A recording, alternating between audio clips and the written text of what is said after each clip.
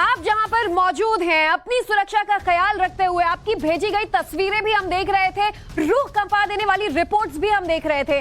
अभी एक बार फिर से बोला जा रहा है कि गाजा ने रॉकेट से इजराइल के कुछ शहरों को टारगेट किया है।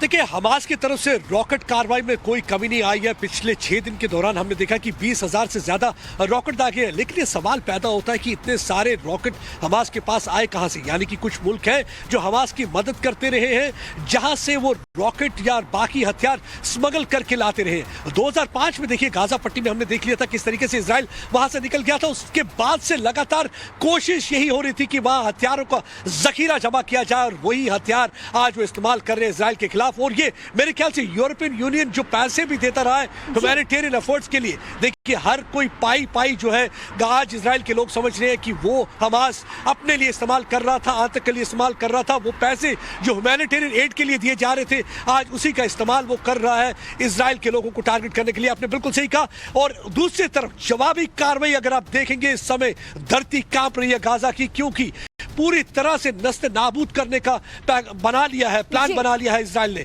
एक तरफ से हम देख रहे हैं कि लगातार जो हवाई जहाज है वहां पे बम्बारमेंट कर रहे हैं, कई बिल्डिंगें तहस नहस कर दी गई है, क्योंकि वजह यह है कि जो ये हमास के जो आतंकवादी हैं, ये पॉपुलेटेड एरियाज में रहते हैं, यानी कि ये कायरो की तरह लोगों के पीछे छुपकर रहते हैं। अगर कभी बम्बारमेंट होगी, अगर उसमें सिविलियन मारा जाएगा, तो वो ये कहेंगे देखिए किस तरीके से ह्यूमन राइट्स वायलेशन हो रही है, किस तरीके से मानव अधिकार का उल्लंघन हो रहा है। लेकिन अगर आप ध्यान से देखेंगे, अगर कोई मानव अधिकार का उल्लंघन कर रहा है तो हमास के आतंकवादी हैं, ये वो आतंकवादी छुपकर रहते हैं। देखिए, टेम्पलेट वही सेम रहता है।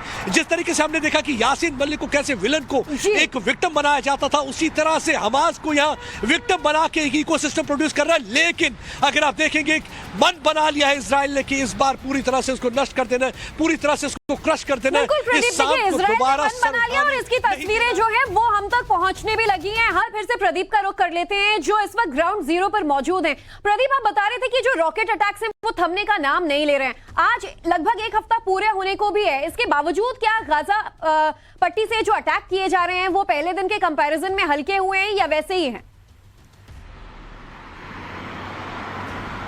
देखिए, पहले दिन जो था हमने देखा कि 5,000 से ज्यादा रॉकेट दागे गए थे, क्योंकि उन्हें मालूम था कि यहाँ पे आयरन डोम है, यानी कि एरियल डिफेंस सिस्टम है। और एरियल डिफेंस सिस्टम में अगर आप इतने ज्यादा रॉकेट चलाते हैं तो कितने ज्यादा रॉकेट को, हर रॉकेट को इंटरसेप्ट करना इतना आसान नहीं होगा। और कुछ रॉकेट हमने देखा कि इजराइल के आसमान को चीरते हुए कुछ सिविलियन इलाकों में गिरे, और वो अपनी स्ट्रेटेजी में कहीं ना कहीं कामयाब हो गए। और आज भी हम देख रहे हैं लगातार हर दिन 1000 के करीब रॉकेट उनकी तरफ से दागे जाते हैं, और कई बार तो हमारी जान भी बाल बाल बची है। कल हम सिरोट के इलाके में थे, ये वो इलाका है जहां पे सबसे पहले हमास के आतंकवादी आए थे और लोगों को निशाना बनाया था, और कुछ देर के लिए वो इलाका उन्होंने अपने कब्जे में ले लिया था, और ऐसा दहशत का माहौल था हमने देखा। और कल जब वहां से हम रिपोर्ट कर रहे थे तो रॉकेट हमारे सर के ऊपर से जा रहे थे, और कई रॉकेट तो इधर उधर फट भी रहे थे। कल हम जब एक एस्केलोन इलाके में गए, वहां पे सिविलियन कंपार्टमेंट पे वहां पे भी रॉकेट दागा गया। जब हम उस मकान के अंदर से, बिल्डिंग के अंदर से रिपोर्ट कर रहे थे, तब भी एक अचानक सायरन बजता है, यानी कि सायरन बजने का मतलब कि आपको अलर्ट हो जाना है। और हर बार जब सायरन बजता है तो पूरी खबर लेके आता है, कहीं ना कहीं रॉकेट जरूर गिरेगा और किसी ना किसी की जान जाएगी। अगर जान ना जाए तो उसका मतलब घर का नुकसान हो सकता है, जो उसकी पूरे जो जिंदगी भर के सपने चकनाचूर हो सकते हैं। ये एक वजह है कि इजराइल ने इस बार ठान लिया कि किसी तरीके से इनको सबक सिखाना होगा। ये जो रॉकेट का इस्तेमाल वो लगातार कर रहे हैं, उन्हें बिल्कुल सही कह रहे थे जनरल साहब की वो आसान नहीं है। उन्हें मालूम है कि मुश्किल हालात के बीच आप खड़े होकर ये रिपोर्टिंग कर रहे हैं, काबिले तारीफ आपका जज्बा है, लेकिन अपनी भी सुरक्षा का ध्यान रखें। शुक्रिया पूरी जानकारी के लिए।